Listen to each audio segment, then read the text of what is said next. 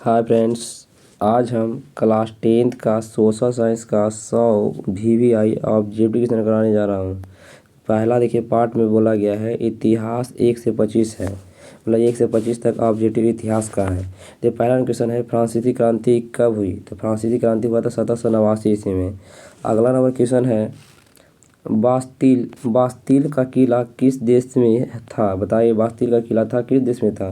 तो यह था फ्रांस में। अगला नंबर क्वेश्चन है रक्तहीन क्रांति किस देश से संबंधित है? तो यह है इंग्लैंड से। कहाँ से? इंग्लैंड से। अगला नंबर क्वेश्चन है रूस की क्रांति कब हुई थी? तो बताइए रूस की क्रांति कब हुई थी? तो यह हुआ था 1917 में। कितना हुआ था? 1917 में हुआ था। अगला नंबर क्वेश्चन है लेनिन किस देश के नेता थे? बताइए लेनिन था जो किस देश के नेता थे? तो यह कहाँ का था? यह था रूस के। कहाँ थे? रूस के। अगला क्वेश्चन है असहयोग आंदोलन कब शुरू हुआ था? बताइए असहयोग आंदोलन शुरू कब हुआ था? यह हुआ था 1920 ईस्वी में। कब हुआ था? 1920 ईस्वी में। अगला नंबर क्वेश्चन है भारत भारत छोड़ो आंदोलन कब हुआ था? बताइए भारत छोड़ो आंदोलन कब हुआ था? तो यह हुआ था भारत छोड़ो आंदोलन कब हुआ था? तो यह हुआ था 1942 में। कब हुआ था? 1942 में। अगला क्वेश्चन है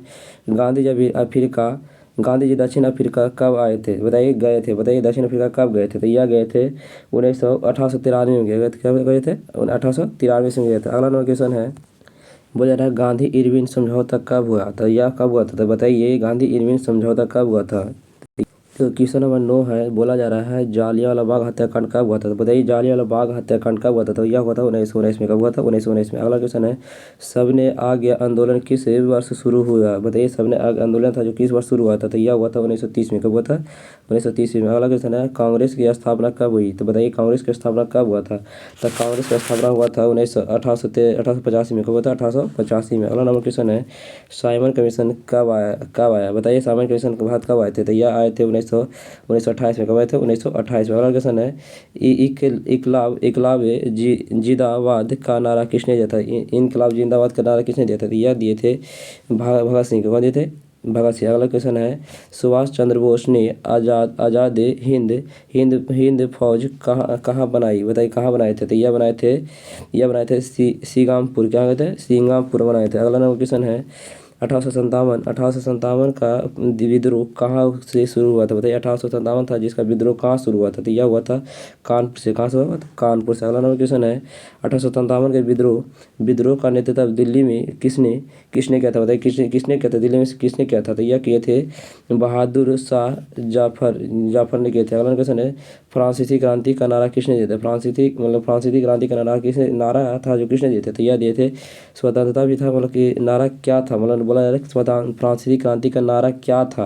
तो स्वतंत्रता भी था, समानता भी था, बंधुत्व भी था। ये इनमें से सभी हो जाएगा। अगला नंबर क्वेश्चन है 18वां क्वेश्चन है गांधी इरविन समझौता कब हुआ था? तो यह हुआ था 1931 में। कब हुआ था? 1931 में हुआ था। अगला नंबर क्वेश्चन है चौरा चौरी कांड कब हुआ था? चौरा चौरी कांड हुआ था 1922 में। अगला नंबर क्वेश्चन है भारत को स्वतंत्रता कब मिली थी? तो भारत को स्वतंत्रता 1947 में हुआ था।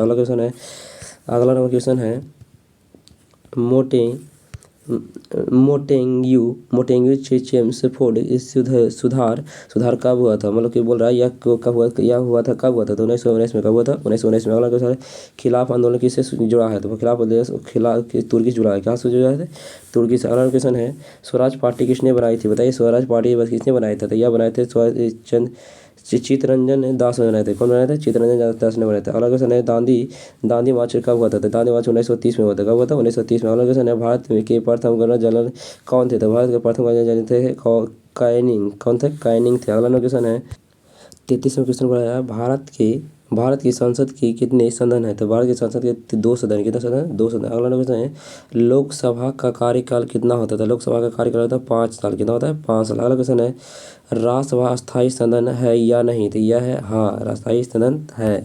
अगला क्वेश्चन है भारत का राष्ट्रपति बोला जा रहा है भारत का राष्ट्रपति किसके द्वारा चुना जाता है? तो यह चुना जाता है निर्वाचक मंडल द्वारा। किसके द्वारा चुना जाता है? निर्वाचक मंडल द्वारा। अगला क्वेश्चन है प्रधानमंत्री किस सदन का सदस्य होता है? तो यह होता है इनमें से कोई नहीं। बोलो कि लोकसभा राज्यसभा से नहीं होता है, इनमें से कोई नहीं। अगला क्वेश्चन है न्याय बोला जा रहा है न्यायपालिका का न्यायपालिका का प्रमुख कौन है? तो न्यायपालिका का मुख्य प्रमुख है मुख्य न्यायालय। कौन है? मुख्य न्यायालय। अगला क्वेश्चन है मुख्य न्यायाधीश होता है। अगला क्वेश्चन है भारत के बाद में सर्वोच्च न्यायालय कहाँ है? भारत के सर्वोच्च न्यायालय कहाँ आता है? यह है दिल्ली में। कहाँ है? दिल्ली में। अगला क्वेश्चन है चुनाव बोला रहा है चुनाव आयोग कितने सदस्यों का होता है? बताइए चुनाव आयोग का कितने सदस्यों का होता है? तो यह होता है 3 सदस्य। कितना सदस्य? 3 सदस्य। अगला क्वेश्चन है लोकसभा बोला रहा है लोकतंत्र की सफलता किस पर निर्भर करती है? तो यह करती है जागरूक नागरिक किस पर निर्भर करता है? जागरूक नागरिक पर। अगला क्वेश्चन है 42वां क्वेश्चन बोला जा रहा है बोला जा रहा है मौलिक अधिकार निलंबित कब होते हैं? तो यह होते हैं आपातकाल में। कब होते हैं? आपातकाल में। अगला क्वेश्चन संविधान की प्रस्तावना किससे शुरू होती है? तो यह होता है हम भारत के लोग से। किससे होता है? हम भारत के लोग से। अगला क्वेश्चन है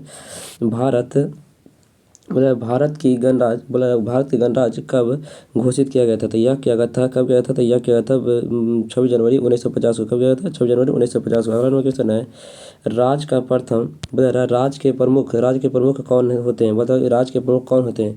तो यह होते हैं राज्यपाल। कौन होते हैं? राज्यपाल। अगला क्वेश्चन है पंचायती राज कितने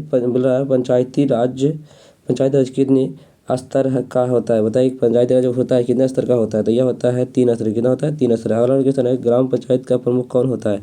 तो ग्राम पंचायत का प्रमुख होता है सरपंच भी होता है, प्रधान भी होता है, मुखिया भी होता है। इनमें से सभी हो जाएगा। अगला क्वेश्चन है 48वां क्वेश्चन बोल रहा है लोकतंत्र का शाब्दिक अर्थ क्या है? तो बताइए लोकतंत्र का शाब्दिक अर्थ क्या होता है? तो यह होता है जनता का शासन। क्या होता है? जनता का शासन। अगला क्वेश्चन है भारत एक देश है। बताइए भारत एक देश है तो कैसा देश है? तो यह है लोकतांत्रिक देश है। कैसा है? लोकतांत्रिक देश। अगला क्वेश्चन है मौलिक कर्तव्य कितने हैं? बताइए मौलिक कर्तव्य कितने हैं? तो 11 है। मौलिक कर्तव्य कितने हैं? 11 है। अगला क्वेश्चन है भारत का सबसे बड़ा राज्य क्षेत्रफल में कौन सा है? तो भारत का सबसे बड़ा राज्य है यूपी है। मतलब राजस्थान। कौन है? राजस्थान। सबसे बड़ा राज्य कौन है? राजस्थान। अगला क्वेश्चन है भारत की सबसे लंबी नदी कौन सी है? तो भारत की सबसे लंबी नदी कौन सी है? तो गंगा नदी। कौन सी है? गंगा नदी। अगला क्वेश्चन है मानसून का संबंध किससे है? तो मानसून का संबंध होता है वर्षा से। किससे होता है? वर्षा से। अगला क्वेश्चन है काली मिट्टी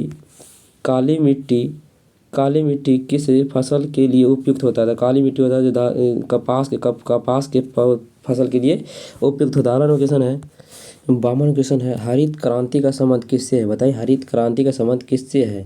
तो हरित क्रांति का संबंध है कृषि से। किससे है? कृषि से। अगला क्वेश्चन है जनसंख्या गणना कितने वर्ष में होती है? जनसंख्या की जो गणना होती है कितने वर्ष में होती है? तो यह 10 वर्ष के बाद होती है। कितने वर्ष?